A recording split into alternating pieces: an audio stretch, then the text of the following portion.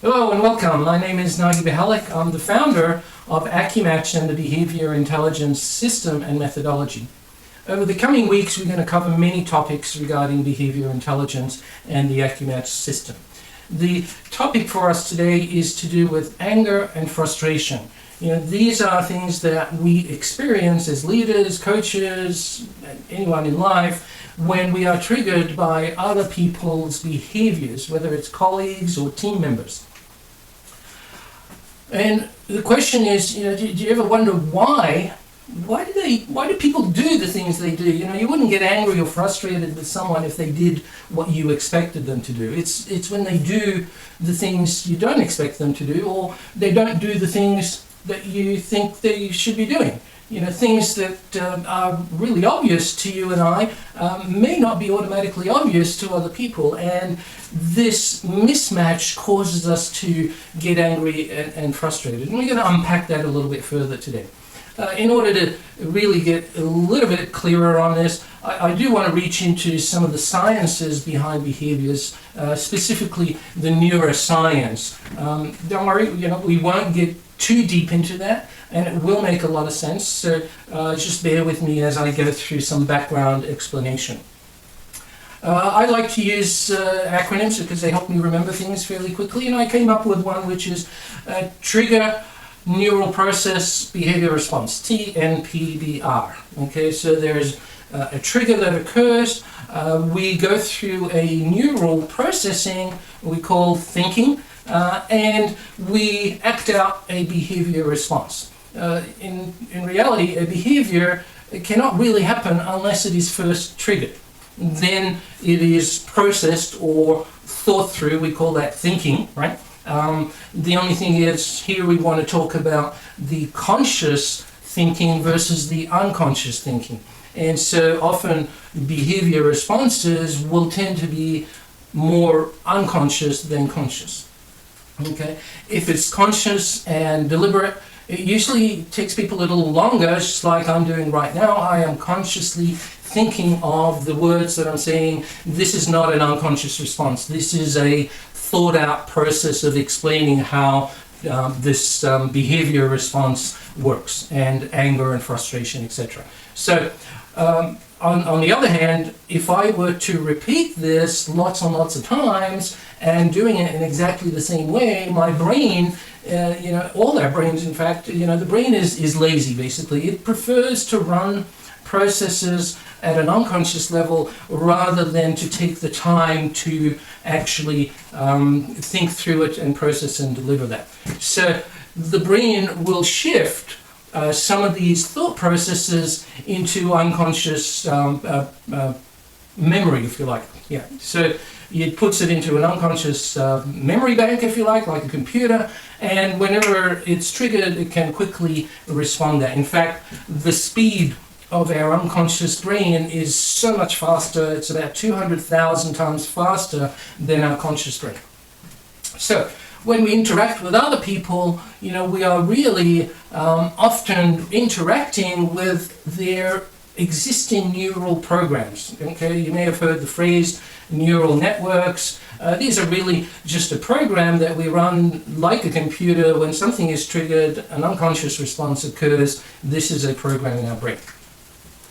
Now, since we can't read people's minds, we can't really rely on just the unconscious memory banks of other people. We need to observe their behavior. So the behavior that we observe in others, their behavior response, was triggered at some point, and they went through this program to unconsciously respond, and we look at that and we judge that. One of the traits of being a human being, it's also one of our biggest failures, is we observe, we compare to historical experiences, and we draw conclusions.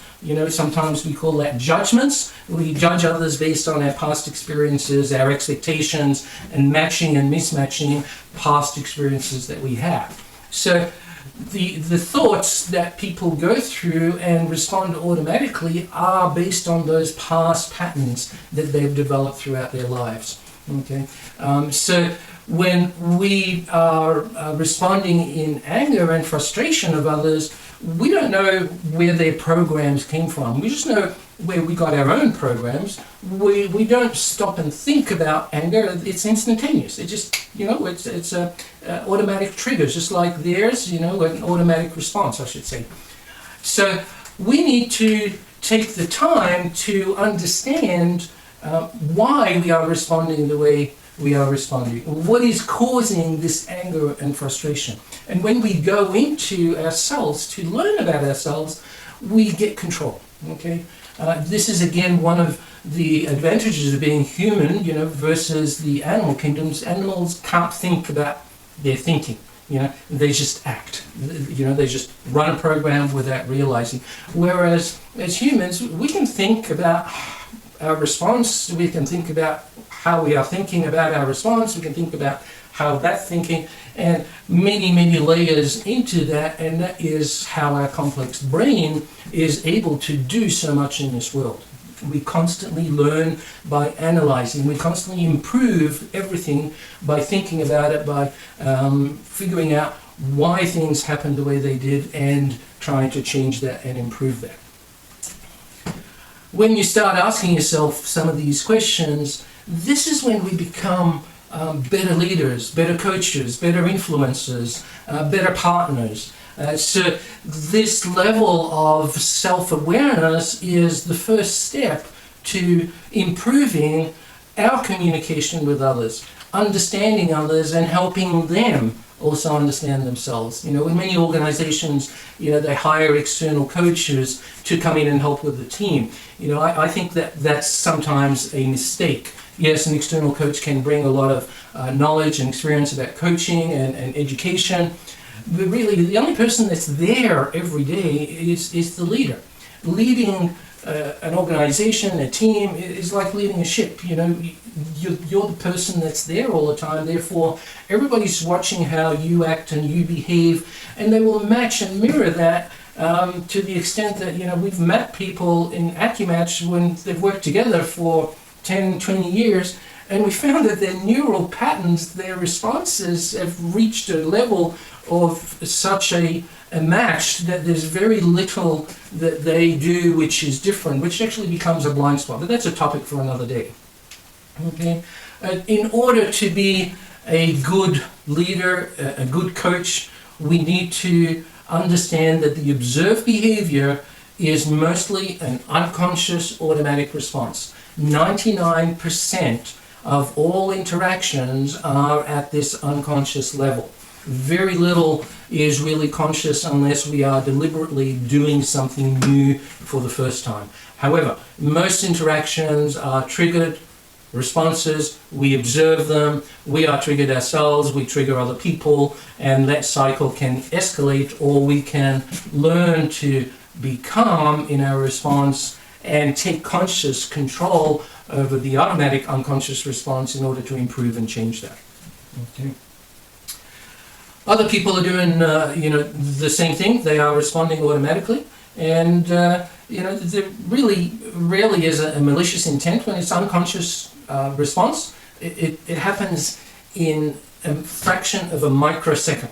Okay, not even a microsecond, not even a second, a fraction of a microsecond. It's so quick, it is not had enough time to get malicious intent added to it. They're just responding based on past programming.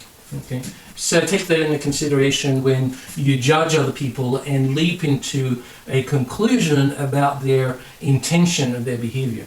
These programs that we all run, they can be changed. They can be learned. What we know from neuroscience today is we are constantly able to load new programs. There is no such thing as you can't teach an old dog new tricks. Everybody is constantly able to learn and grow and develop new programs. They just need to be willing to do so, or they need the right leadership to guide them and mentor them through this. So I encourage you to think about this.